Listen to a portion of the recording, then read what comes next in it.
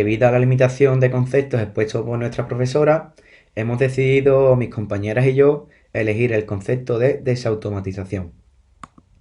Para ello necesitamos ponernos en contexto, debido a que en el formalismo ruso los autores tienden a darle muchísima importancia a la forma y a todo lo superficial. Por lo tanto, el significado de la palabra pasa a estar en un segundo plano a la hora de elaborar obras.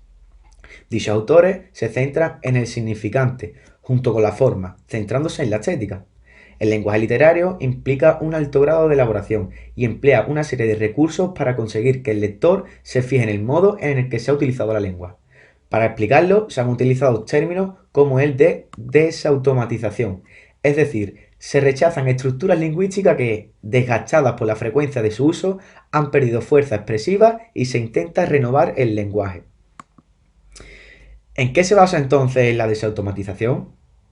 Este concepto es, en teoría literaria, poética y lingüística, un concepto creado por las teorías del formalismo ruso.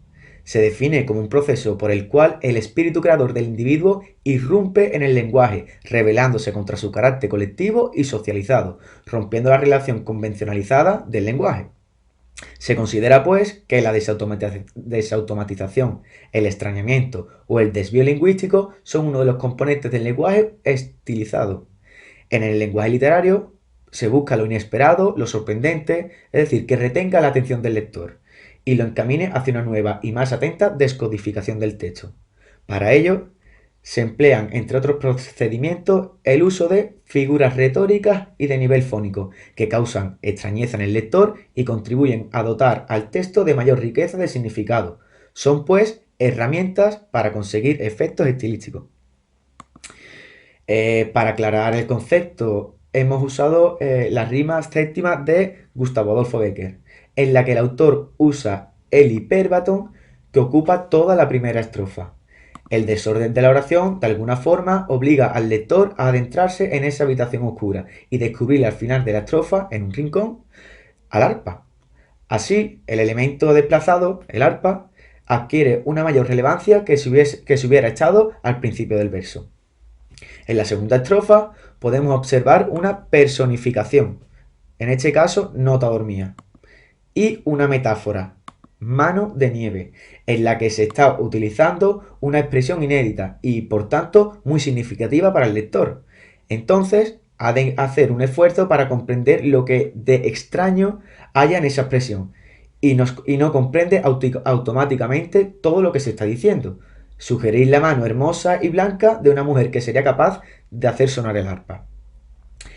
El símil del pájaro que no canta porque duerme en su rama identifica el sonido de la música con el canto de un pájaro, que sería también una forma de música creada por la naturaleza.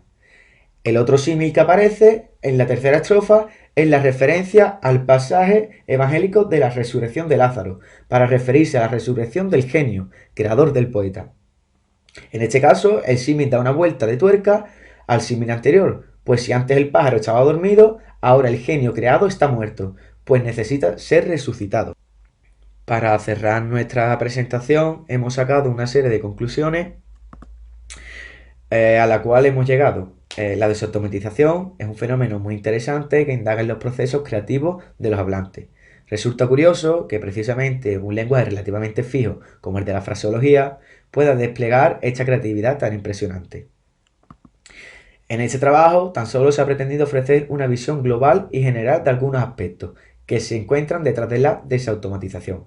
A pesar de ser un fenómeno bastante recurrente, apenas ha sido tratado en detalle por algunos escasos fraseólogos. La desautomatización, como hemos visto, puede estudiarse desde distintos puntos de vista. Se puede estudiar con respecto a los efectos que produce, efectos humorísticos, estilísticos, pragmáticos, etc. Se puede estudiar en relación con el tipo de modificación que utiliza y también se puede estudiar con respecto a la unidad resultante. ¿Es una unidad sinónima, antónima, etcétera? En el caso de la poesía, se sirve de la lengua natural. Fabrica con ella para transformarla en su propio lenguaje. Un lenguaje complejo por sus propiedades. Una alta densidad semántica, su capacidad de concentrar una gran cantidad de información en una pequeña superficie textual, etc. Por lo que para ello se ayuda de los conceptos de desautomatización, desvío o extrañamiento, entre otros. Dicho de otra manera, para poder comprender una poesía hay que saber descodificar su lenguaje. Por último, y no menos importante, todo ello conlleva a la intención del autor para llamar nuestra atención, sacándonos de lo convencional. Sin más, espero que os haya gustado esta presentación y aquí le dejo con la bibliografía usada.